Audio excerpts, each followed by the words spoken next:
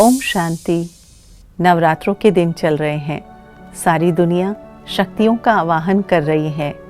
शक्तियों को भुजाओं के रूप में दिखाया जाता है और दिव्य शक्तियों की पूजा माँ के रूप में होती है।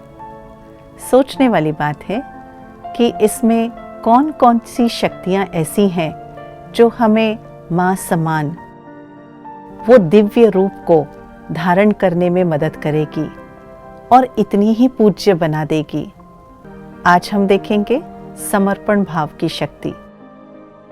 समर्पणमयता क्या है? तन को जब हम सेवा में लगाते हैं, तन को श्रेष्ठ कार्य में सहयोगी बनाते हैं, यह है तन का समर्पण।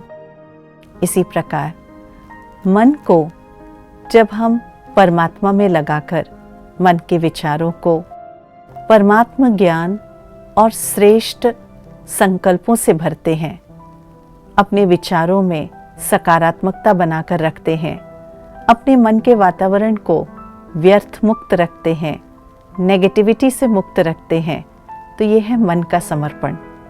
ऐसा मन बहुत शक्तिशाली होता है। ऐसे ही जब हम धन का सदुपयोग करते हैं और धन के द्वारा कल्याणकारी कर्म करते हैं, श्रेष्ठ कर्म करते हैं, यह है धन का समर्पण। परंतु सबसे कठिन है आज मनुष्यों के लिए अपनी बुद्धि को समर्पण करना। अपनी बुद्धि को दिव्य बुद्धि बनाना ही बुद्धि की समर्पणमयता है।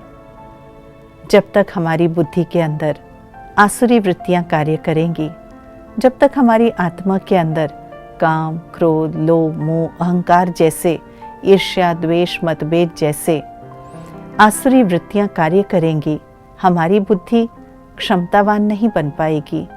हमारी बुद्धि के द्वारा दिए गए निर्णय ठीक नहीं जाएंगे, कमजोर निर्णय लेंगे। इसलिए आइए इन नवरात्रों के दिनों में हम अपनी बुद्धि को परमात्मा ज्ञान और राजयोग के अभ्यास से दिव्य बुद्धि बनाएं, ताकि हमारी बुद्धि भी समर्पण हो सके। कोई भी श्रेष्ठ चीज़, बढ़िया चीज़ और सर्वोत्तम चीज़ ही समर्पण के योग्य होती है।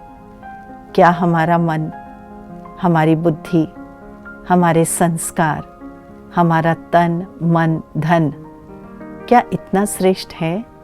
उसकी गुणवत्ता, उसकी क्वालिटी इतनी श्रेष्ठ है, सकारात्मक है कि उसको हम समर्पित कर सके?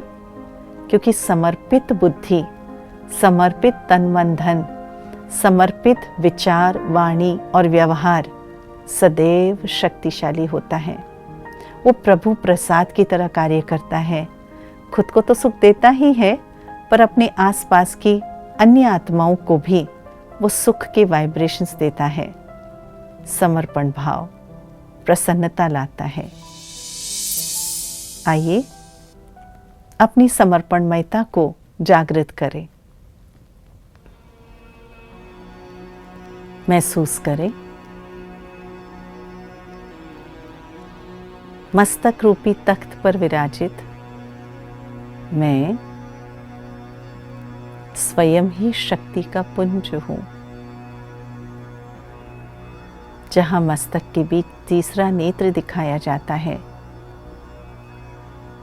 वो मुझ आत्मा का ही तो यादगार है। ज्ञान चक्षु, मैं भाग्यशाली आत्मा हूं। मेरे ज्ञान के चक्षु सदा खुले रहते हैं, जैसे देवियों को दिखाते हैं।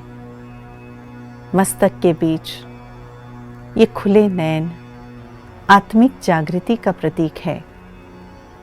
मैं एक जागृत आत्मा हूँ, अवेकेंड सोल हूँ, एनलाइटेंड सोल हूँ। मेरे लिए सम्मान देना, सहयोग देना, समर्पण करना कोई बड़ी बात नहीं है। वो तो मेरा नेचुरल नेचर है, क्योंकि मैं ईश्वर अर्थ, मर्यादाओं और नियमों में चलने वाली, अपने विचार, वाणी, कर्म और व्यवहार को ईश्वरीय मर्यादाओं के अंदर रखने वाली शिव शक्ति हूँ। यह समर्पण भाव मुझे सदा ही तृप्त और संतुष्ट बनाए रखेगा।